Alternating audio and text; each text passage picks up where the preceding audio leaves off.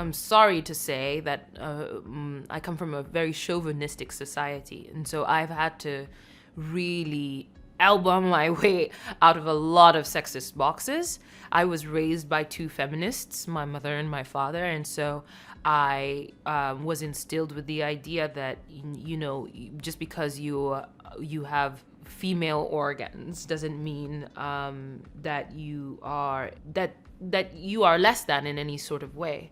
I remember when I was younger, whistling and being told that women don't whistle. I mean, just things like that are so extremely frustrating. But I'm glad I had this a core. I had my foundation was extremely feminist, and so I think in the world as I navigate it today, I personally know that I am capable of whatever I put my mind to. Whether someone agrees with that or not is not a concern of mine. And sometimes it's just microaggressions, tiny little things that you notice in the way a question will be posed or an expectation. Like, I've definitely been on sets. I remember going to the craft table to get something to eat, and the person manning the table offering me, "Oh, you might want a salad," because the assumption is because I'm an actress, I don't eat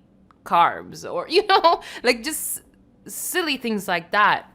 They're really thin and subtle, but they exist, and I point them out when I can. When I think about equality or equity, I don't think about taking from a male figure.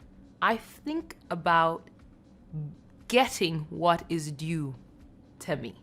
Unfortunately, male roles have historically been more well written.